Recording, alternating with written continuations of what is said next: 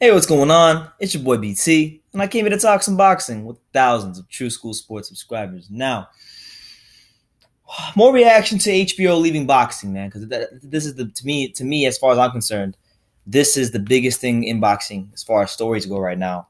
Because HBO has been the landmark platform for boxing for a number of years. Obviously, in the last couple of years, they've declined. And Eddie Hearn, shout out to Eddie Hearn, because on this channel we don't say thank you, Al Heyman, we say thank you to Mr. Eddie Hearn.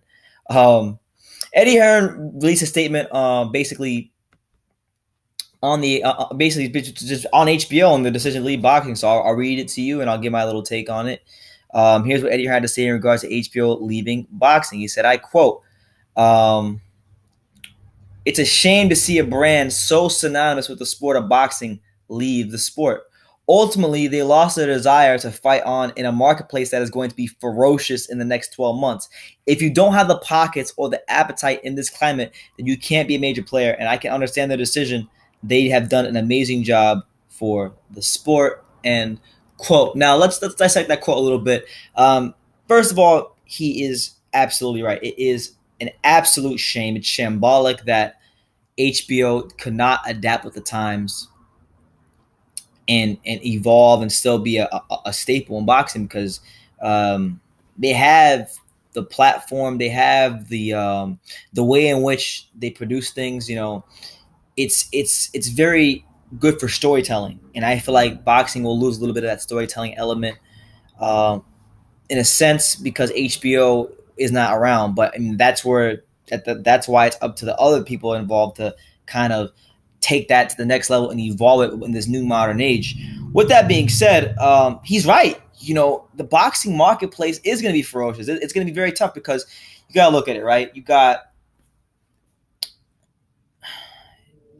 Showtime slash PBC slash Al Heyman. They just signed a big deal, and I'm probably gonna do a video on that. They signed a big deal about a month ago, where they got a bunch of money. I gotta go back and look at the article, but they're gonna be around. They're not going anywhere. Um, and fighters have stayed. A lot of these fighters have stayed loyal to Al Heyman.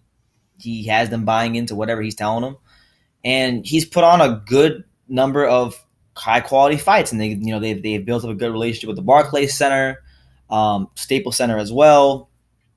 So they have a good base in the West Coast, a good base in the East Coast, and they pay their fighters well, and that's why fighters are going to want to sign with Al Heyman. Ultimately, doesn't mean it's the best for a fighter's brand to be with Al Heyman, but as far as securing your future, it's not a bad move for a fighter. So there's that. You have Al Heyman and Showtime PBC. You have top-ranking Bob Arum. Bob Arum's been in the game for a long time. He's been one of the very few promoters from his time that's been able to adapt with the times and been able to see the future before it happens. So he's already taken his fighters, moved into the ESPN Plus platform, because he knows that streaming is going to be the future of boxing.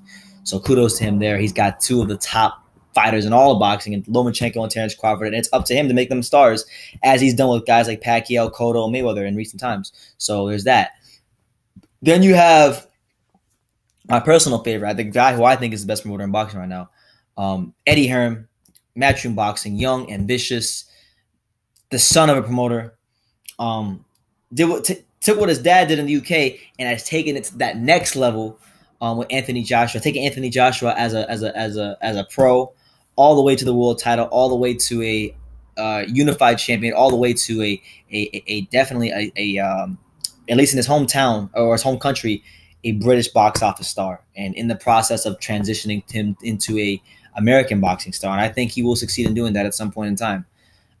With that being said, he's got his own platform, very similar to what Bob Arum is doing, but I think a little different in the sense that he has a little bit more control and freedom with his partners at the zone than Arum does. Arum's restricted a little bit by ESPN. He doesn't have as much freedom. Hearn isn't, because there's not as much Hearn and Matchroom Boxing are going to be able to offer a lot more programming to the network than Arum can for ESPN Plus, because you got to understand ESPN Plus, they have college football, they have all these other college football, college this, college that, college everything, baseball, basketball, all kinds of stuff is going on ESPN Plus. As to where with the zone, you have Matchroom Boxing, Bellator MMA, the World Boxing Super Series, and after that, it's really that's it. So a lot of a bulk of the zone's programming is boxing in general.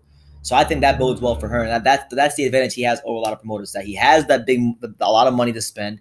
He has the platform that's gonna allow where they want him to offer them as much programming as possible. So that's better for him, and he can guarantee his fighters dates that way because of the money, because of the platform and the amount they want from him. So that's the advantage I think he has over other promoters. So yeah, HBO lost their competitive desire, and last but not least, Golden Boy Promotions. I don't want to say much about them. They're probably, I would say, with this blow, because I didn't consider with this HBO not being there. This is also a big blow for them because, their cash cow was an HBO fighter. So now Canelo's left in limbo. So we're gonna have to see what he does. But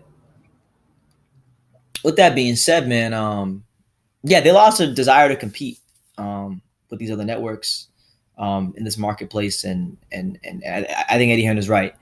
The final card for HBO, for those of you who are wondering, maybe is going to be on October 27th at Madison Square Garden. It'll be headlined by Daniel Jacobs. He'll be fighting Sergey Derevyanchenko. And yeah, it's been a long run for HBO. They've been in the sport since 1973. Their first fight was George Foreman versus Joe Frazier, in which George Foreman annihilated Joe Frazier by knocking him out in the second round. That was probably one of the best ones of his career. Been over 1,000 fights in HBO. Some of my favorites have been in that fight. I'll say this myself. The best sporting event I've ever been to in person was an HBO fight. And that was, as many of you may know, Roman Gonzalez versus Carlos Cuadras at the Forum back in September 2016. That was a magical night, and I'll never forget it for the rest of my life. It was so fun. But yeah, anyway, I don't want to ramble too much. Eddie Hearn giving his thoughts on HBO and their lack of desire to give the boxing consumer a quality product, a whole product, because they've been lacking that for the last couple of years. And Peter Nelson has successfully ran them into the ground. So let me know what you guys think. Eddie Hearn reacts to HBO's decision to leave the sport of boxing. Give me your thoughts down below. Give me your thoughts as to any boxing news I've missed over the last 3 weeks that you may want me to cover. Because that'll be coming soon. But yeah, let me know what you guys think in the comments down below. Take the time to subscribe. And like I say in every single video, you can love me or you can hate me, but I'm just a kid from Daniel. So until next time, take care, guys.